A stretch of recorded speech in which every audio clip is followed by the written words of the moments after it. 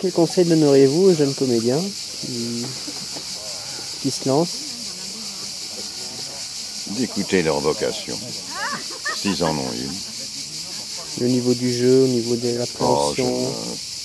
personne ne joue la comédie et personne ne peut enseigner à jouer la comédie et personne ne peut conseiller à un ami de jouer la comédie comme ci ou comme ça. Chacun la joue comme il entend la jouer. Ce qu'on peut apprendre. Il n'y a pas de grandes règles?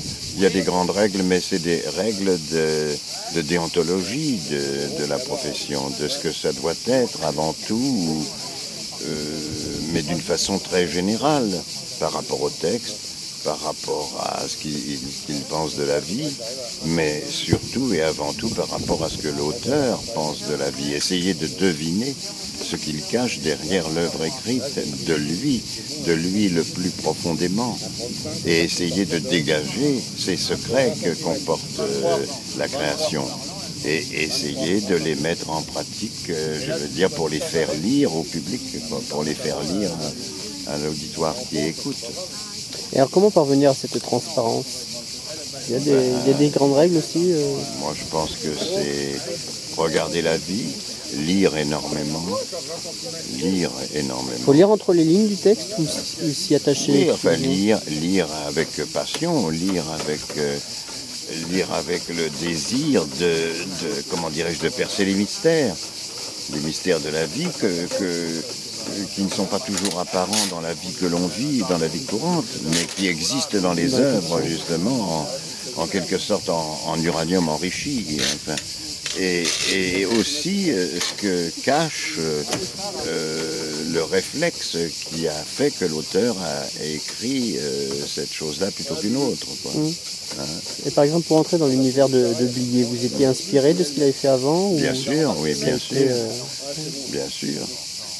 Mais c'est quand même particulier. Aussi, j'ai la chance là d'être avec l'homme qui a fait l'œuvre. Oui. Donc, si vous voulez, beaucoup de choses transparaissent par lui-même de ce qu'il veut dire. Oui, c'est tout un peu d'esprit. Et alors ça, c'est très enrichissant. Quand on a la chance d'avoir l'auteur vivant et de pouvoir travailler à côté de lui, c'est évidemment un avantage considérable. Mais ça doit nous apprendre, il me semble, ça doit nous apprendre à lire mieux les textes des écrivains qui ne sont plus là. À les lire, parce que tous les auteurs, quelque part, sont frères. Ils sont tous un peu à la même table, si vous voulez. Alors, ils réagissent selon leur époque, selon le moment de leur contemporaneité, mais ils ont quelque chose qui les attache à la tentation de saisir la vérité universelle depuis que le monde est monde. Eux aussi vont à la recherche de ce qu'un autre auteur a fait, de la façon dont il l'a fait, etc. et veulent apporter leur vision propre à ce qu'ils veulent dire. Et alors à ce moment-là, l'acteur, il me semble, l'interprète, doit essayer de deviner tout ça, de deviner ce qu'il cache. Et alors s'il peut arriver à révéler des secrets qui ne sont pas dans le texte de ce qu'est la nature profonde de cet auteur, s'ils arrivent à deviner, c'est la puissance. Dans le prolongement, dans la continuité. Oui. Et aussi, s'ils arrivent à deviner des secrets du moteur qui a fait qu'ils ont pris la plume pour écrire ça, s'ils arrivent à deviner par intuition, parce que c'est la qualité première d'un acteur, c'est l'intuition, s'ils arrivent à saisir quelque chose de ça, alors à ce moment-là, forcément, l'interprétation sera beaucoup plus forte. Elle aura beaucoup plus de sens. Elle aura beaucoup plus de raisons d'être là, si vous voulez, d'avoir une raison d'être, et donc elle prendra de la valeur et quelque chose qui saisira la vérité de la vie, mais aussi la vérité des choses cachées de cet auteur qui la regarde. Donc les acteurs comme les auteurs ont une sensibilité exacerbée. En tout cas, par rapport à leur appréhension du monde. En tout cas, ils doivent avoir une curiosité infinie. Une curiosité, ils doivent avoir le goût de la curiosité, quoi. C'est leur principale qualité, aux acteurs. C'est de Chez Blier, la curiosité est très liée à l'enfance, le caractère infantile des personnages. Elle est liée aussi. C'est la solution aussi pour les acteurs? Je dirais que celle de Blier, elle a la tendresse et la cruauté de l'enfant, de l'enfance. Ça sûrement. Et pour être acteur, il faut être pareil, il faut retourner, faut rester, redevenir l'enfant qu'on a été? Pas forcément l'enfant, mais parce que lui-même définit les acteurs comme des grands enfants. Il faut surtout être intensément curieux, quoi, et puis pénétrer les univers, et inconsciemment il y a des couches successives de curiosité qui s'imprègnent, n'est-ce pas, qui s'imprègnent de la mémoire. La mémoire qu'on a de l'œuvre d'un auteur peut venir enrichir l'intuition, ce qui fait que l'auteur que l'on a, comme par exemple Blier, il a un rapport forcément avec d'autres auteurs inconscients. Il en a. Oui, parce qu'il a beaucoup lu en plus. Bien entendu. Et puis aussi, il s'est dit, mon Dieu, est-ce qu'il est sensible à Molière? Est-ce qu'il est sensible plutôt à Tchekhov? Ou est-ce qu'il est sensible plutôt à Beckett? Quel est son cousin germain dans les temps qui sont derrière nous? Quel est son cousin germain le plus proche? Et à ce moment-là, si on le devine, on a une référence, si vous voulez, que ce cousin germain est très différent. Tout en étant germain, il est très différent. Et on saisit mieux ce qui fait sa différence, si vous voulez, sa spécificité, comme on dit maintenant, ce qui fait ce qu'il a de particulier par rapport à ce cousin germain. Alors il y a la dimension, si vous voulez, universelle, et il y a la dimension particulière et individuelle. Et alors, je crois que c'est ce qui séduit un auteur quand il confie à un interprète la charge d'un rôle. Je pense qu'il doit se dire, est-ce que cet acteur, je veux dire, a un intérêt réel à ce que je le prenne. Oui, parce que souvent il écrit pour les acteurs, les rôles. Oui, ça je ne peux pas dire, je ne sais pas s'il a écrit Le Vieux pour moi. En tout cas, il m'a souvent des visages en tête. Oui. Par exemple, Beaupère, il a écrit pour Patrick Devers. Oui. Les valseuses, inconsciemment pour Depardieu. Oui. Etc. Oui.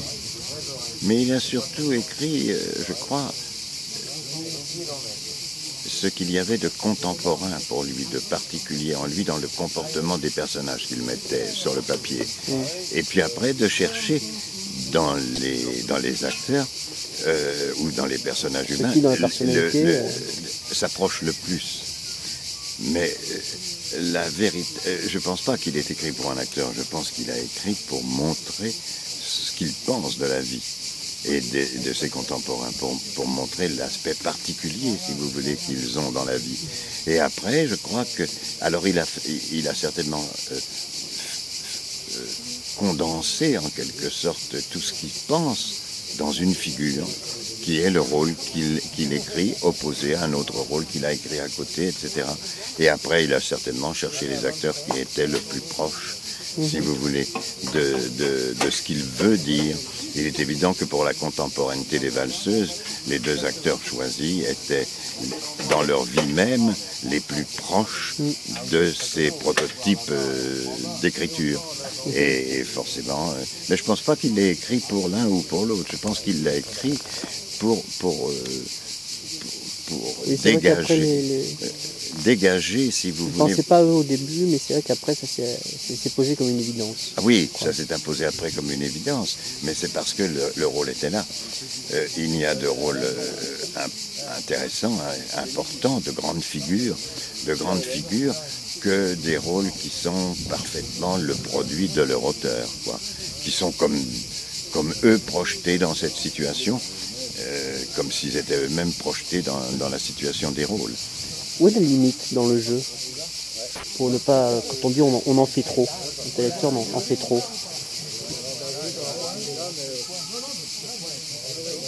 Il ne devrait pas y avoir de limite. La limite, c'est la limite qui tombe comme une fatalité, si je peux dire, dans un arrêt de la curiosité. En fait, un rôle n'a pas de limite si le rôle est véritablement important, si le rôle est représentatif d'une vérité humaine encore jamais dite comme ça. Il n'y a pas de limite, il n'y a pas de limite. On est toujours, si vous voulez, déçu par ce qu'on arrive à faire. Hein. Il n'y a pas de...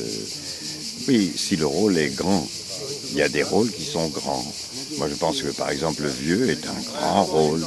Des quantités d'acteurs peuvent le jouer et découvriront des choses que je n'aurais pas découvert moi. Hein. Donc, la limite, c'est soi-même. Tout passe par soi, donc l'acteur est limité par lui-même. Mais il est servi aussi par lui-même. Mais il est limité par lui. Donc, si vous voulez, sa seule possibilité d'avancer, c'est de réfléchir et comment dirais-je, de se démultiplier par l'imaginaire, par l'imaginaire de se renforcer, si vous voulez, de devenir de l'uranium enrichi, de devenir par la curiosité et la réflexion. Bien sûr, la réflexion joue un rôle énorme. Oui, il faut qu'il y ait l'intuition, donc la naïveté, donc la curiosité, il faut qu'il y ait ça, et il faut qu'il y ait après coup la réflexion sur ce qu'on a ressenti, sur ce qu'on a vu. Et avant de jouer? Ah oui, ah oui. Et enrichir en quelque sorte de contradictions toutes les réflexions, mais en tenir un compte absolument le plus possible mémorisé dans la mémoire. Vivre avec tout ça, et puis va sortir quelque chose au bout du compte qui va être enrichi, qui va être plus intéressant. Vous êtes assez partisan de la méthode Stanislavski? Sûrement, oui, sans le savoir. J'ai jamais lu Stanislavski. Je sais qu'il a écrit des livres très importants sur, mais j'ai jamais lu. C'est d'autres qui peuvent dire, tiens, vous dites un petit peu, mais je pourrais dire Jouvet, comme je pourrais dire Dulin, comme je pourrais dire, je veux dire, mais enfin, je veux dire, ça me servira, mais pas théoriquement. Ça me servira de me dire que je sentirai des mêmes choses, si vous voulez. Je sentirai que je suis un peu de la même famille ou un peu de la famille. Alors, ça me rassurera. Mais je ne suivrai pas une méthode, si vous voulez, pour m'enrichir. Je ferai ce que mon instinct me dira de faire. Ou ce que... Vous n'aimez pas trop la théorie? Moi, j'aime pas beaucoup de ça. Non, je n'y crois pas, parce que je crois que c'est toujours un miracle quand on réussit quelque chose en art. C'est toujours un peu miraculeux.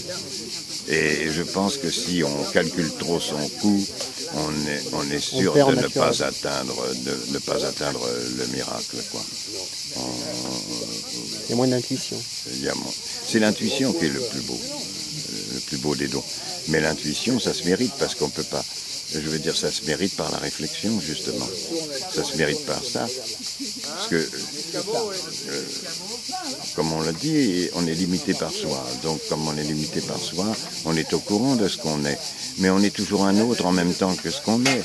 Donc, c'est un en devenir qu'on est, en fait. Alors, on peut toujours espérer, je veux dire, enrichir ça.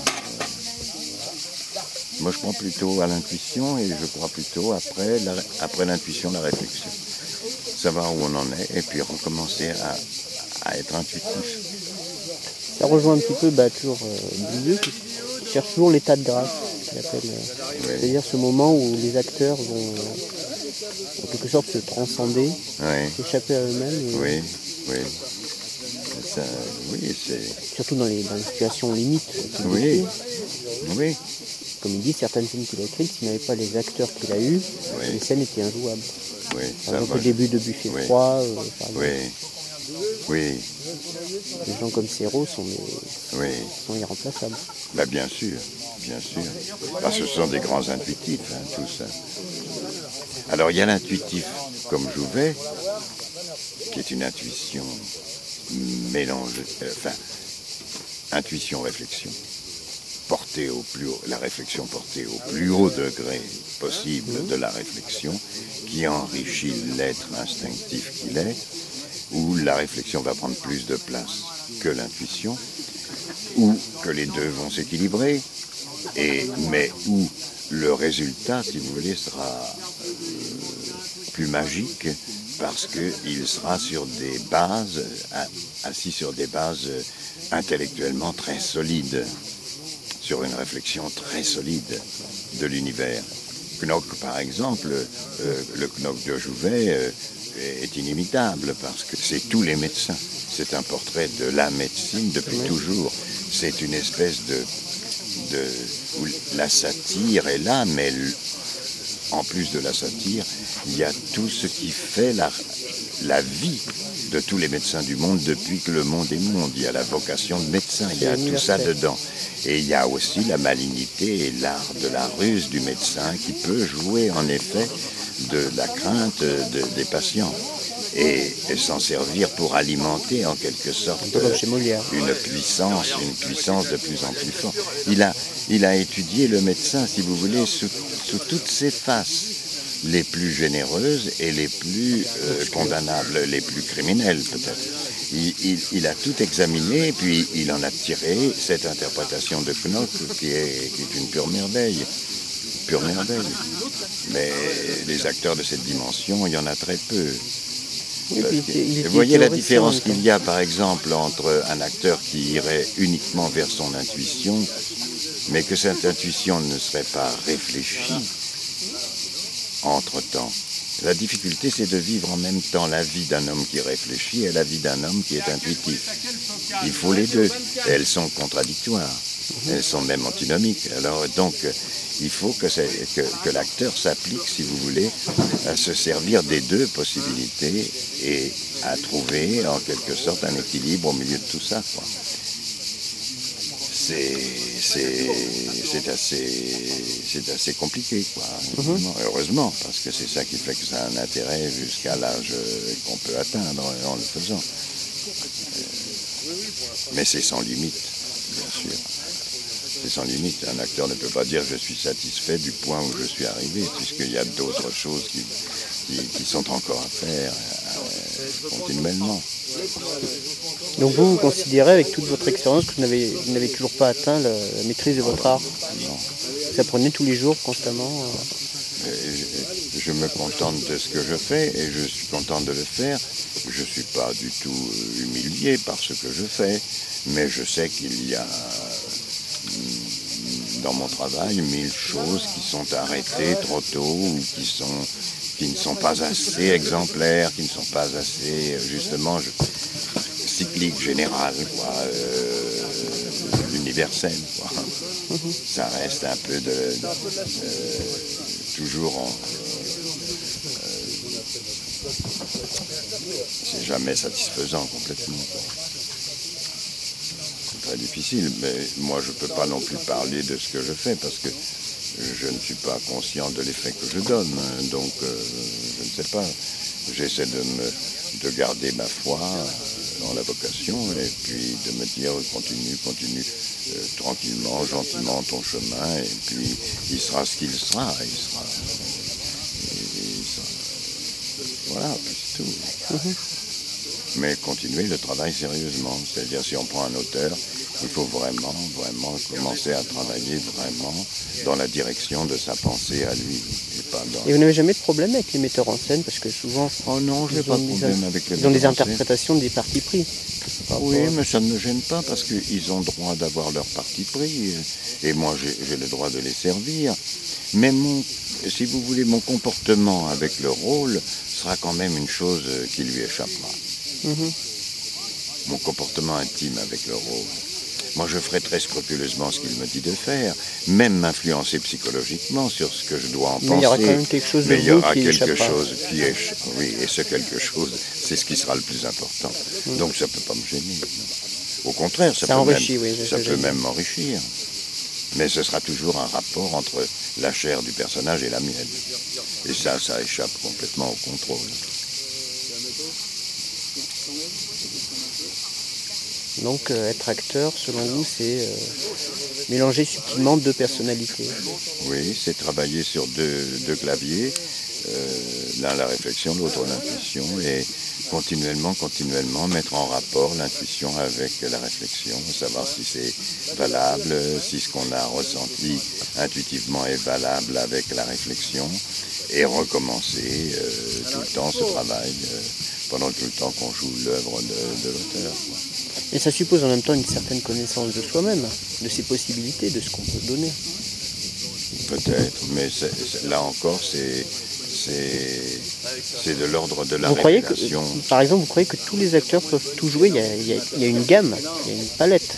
Oui, bien sûr, il y a ce que les gens veulent de vous, il y a la façon dont ils vous voient aussi, Mais ça, on n'a pas trop à s'en occuper, parce que si la personne qui a besoin de vous, elle a une vision de vous, si cette vision n'est pas tout à fait ce qu'on est, c'est très bien quand même, puisque c'est lui qui a cette vision. Moi, ça ne m'empêche pas de faire mon travail personnel pour moi, sur moi-même, et sur l'auteur et sur le rôle. Ça ne m'empêche pas. Et par exemple, l'acteur est très libre, au bout du compte. Il obéit, il doit obéir, mais il obéit avec une marge de manœuvre énorme du travail alchimique qu'il y a entre le rôle et moi.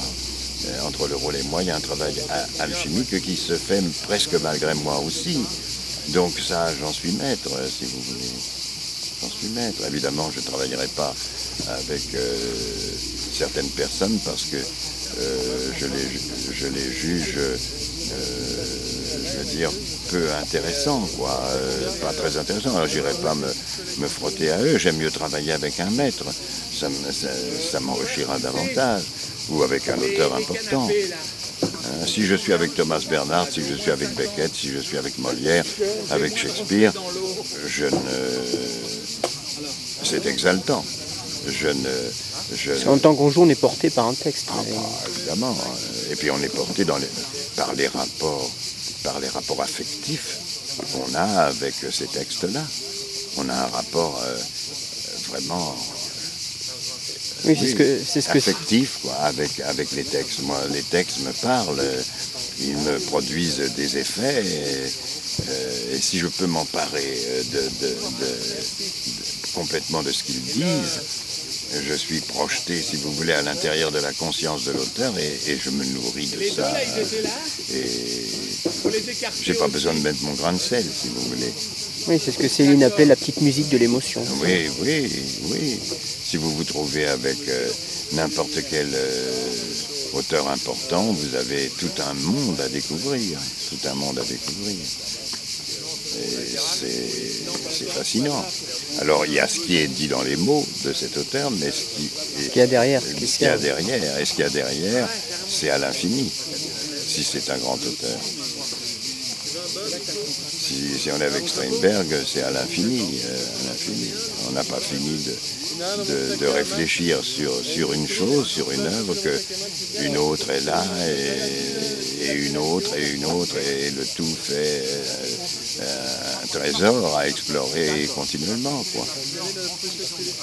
Si c'est Beckett, c'est la même chose. Si c'est Blier, c'est la même chose. Si c'est un autre, si c'est Bernhard, si c'est Molière, c'est un monde à explorer, quoi.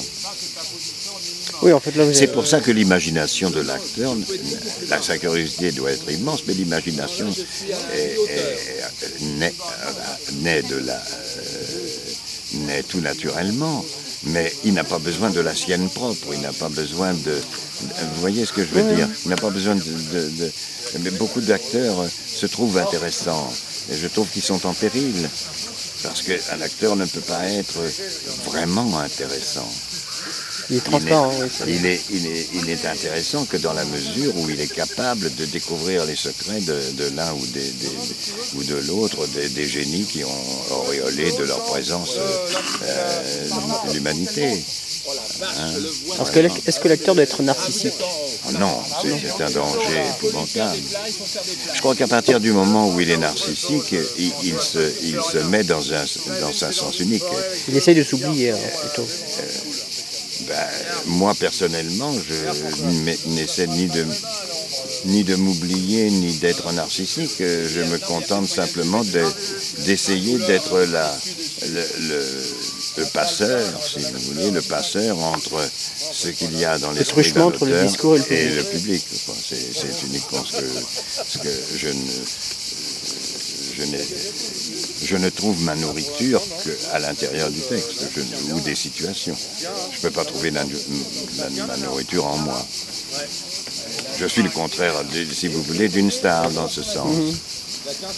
Une star, mais c'est quelque chose de merveilleux, mais c'est quelque chose de tout à fait unique et de miraculeux qui n'existe que pour quelques personnes, si vous voulez. Alors ces stars ont une autre façon de voir que moi. Mais comme moi, je ne suis pas une star et que je n'ai pas cette capacité qui est un don divin, qui est donné comme ça à quelques êtres, d'être une vérité en eux-mêmes, soit morphologique, soit un assemblage de défauts, de qualités, de photogénie, de toutes sortes de choses qui fait qu'ils sont les représentants de l'être humain dans une certaine époque, comme Gabin l'a été, comme Depardieu l'est. C'est tout à fait autre chose. C'est tout à fait autre chose. Encore que Depardieu change souvent d'image. Il aime bien jouer avec. Oui, mais ça reste une star. C'est quelque chose de très particulier. Non, moi je ne suis pas doué de tout ça. C'est pour ça que d'ailleurs je parle comme je parle, c'est-à-dire je parle comme je parle parce que c'est ma façon de travailler, c'est ma façon de ressentir et de faire quelque chose de... Moi, ma vocation, ce que je ressens comme vocation, j'ai ressenti quand même toute ma vie une vocation pour ça, c'est le rapport de moi avec un auteur. Et d'être au service de cet auteur. Pour moi, c'est ce que je sais peut-être le mieux faire.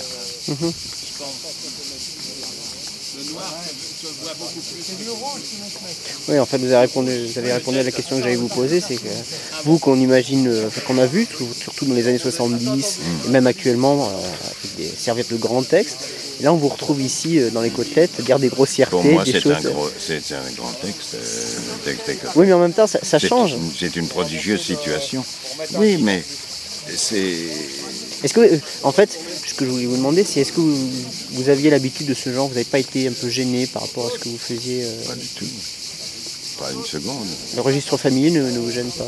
Pas du tout. Parce que ça rejoint le... Mais lui, sa grossièreté est remplie d'imaginaire.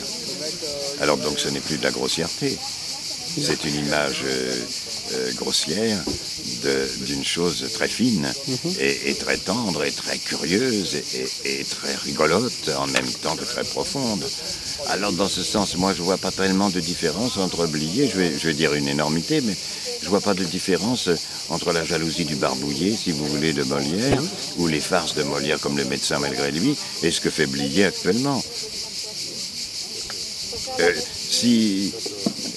Je cite toujours cet exemple, et si Canarelle, dans Le médecin malgré lui, boit l'urine de la petite Lucinde et dit elle a une saveur comme ci, comme ça, c'est du Blier. Oui, c'est du Blier. Parce qu'il y a une chose chez Blier qui est unique, c'est le verbe. Il a un verbe. Un verbe. Oui, un verbe, quoi. Ça s'inscrit, sa chair, son sentiment des personnages, la réalité de ces personnages est codifiée, présente par les choses qu'ils disent et qu'ils font. Il y a la situation et il y a ce qu'ils disent. Et ce qu'ils disent est un peu en décalage. Est soutenu, si vous voulez, par le verbe, quoi. Et donc, c'est irréfutable. Si on rencontre, je sais pas moi, Michel Simon, c'est irréfutable. Si on voit Michel Simon dans Boudu, c'est irréfutable. Hein, c'est irréfutable. On ne peut pas dire que ça devrait être autrement. Là, c'est la même chose avec Blier. Moi, je suis sûr que les côtelettes, on les jouera dans l'avenir, comme une chose absolument classique, qui deviendra nécessaire aux gens, comme la figure de Don Quichotte de Sancho Panza, ou comme la figure de Sganarelle,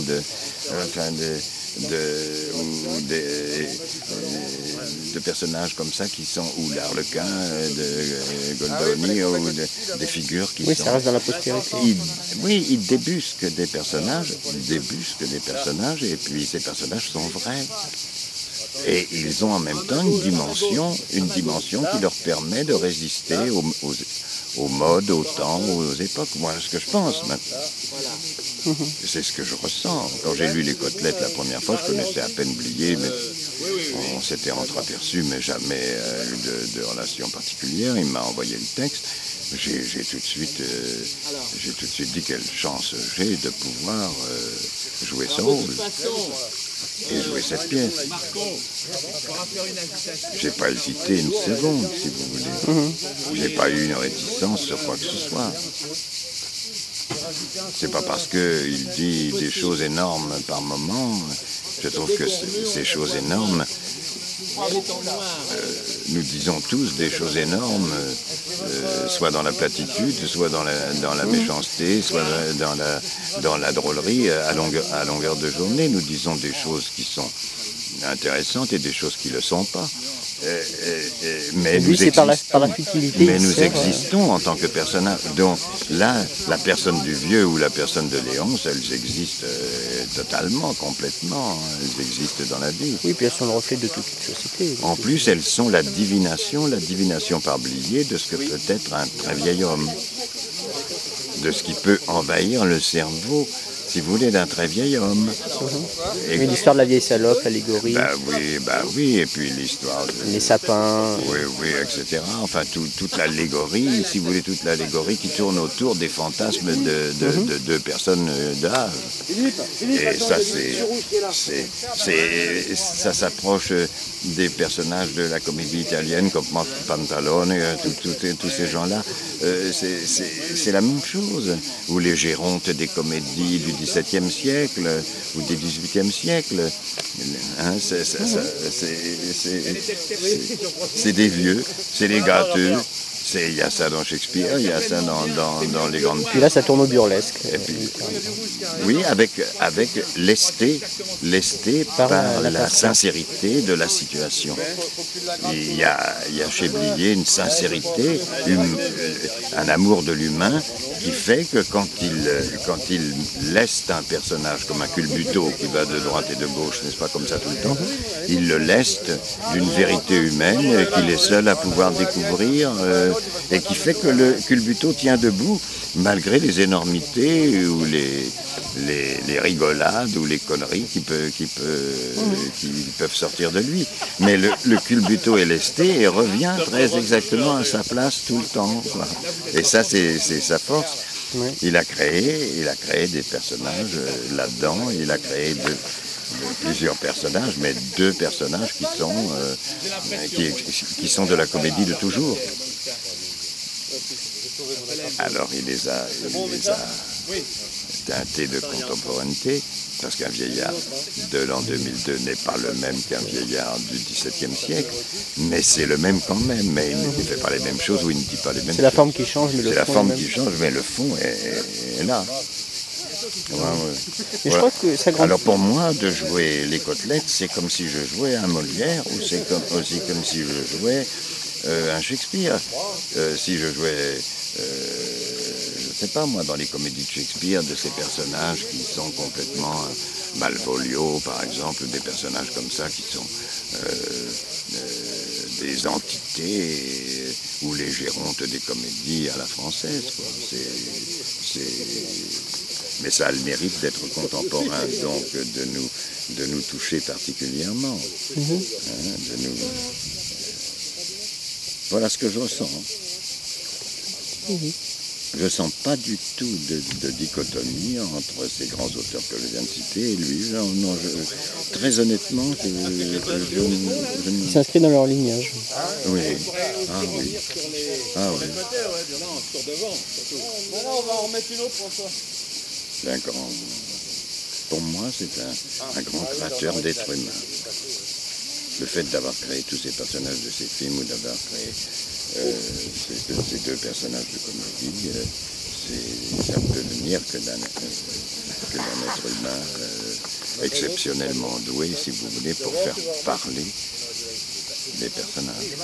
C'est peut-être pour ça que des films comme Les Valseux sont restés dans le... Ah bah, j'ai l'impression qu'ils sont devenus des classiques, parce qu'en Oui. outre l'aspect outrancier du film et du caractère des personnages, il y a quand même cette humanité derrière bien sûr, sinon ça qui ne interpelle le tiendrait pas. spectateur. Sinon, ça serait je m'excuse, mais ça serait de l'Audiard. Et moi, j'aime beaucoup Audiard, mais ça ne serait que la peinture d'une époque. Là, non, c'est pas pareil. Ça a l'air un peu d'Audiard, mais c'est vu par un esprit... Et l'universalité d'une œuvre, ça découle de cette humanité. Oui. C'est un être profondément intelligent, bien sûr, profondément tendre et profondément timide, d'une certaine manière. Donc c'est... Pudique. Pudique, oui. Et il a énormément, sûrement, travaillé à être le plus humain possible. Malgré ce désir d'être cynique ou un petit peu acide par moment ou un peu provocateur. Il aime bien torturer ces personnages. Oui, et provocateur. Mais l'être qui le fait est un marionnettiste, je veux dire, qui est profondément humain. Et ça, le public ne s'y trompe pas.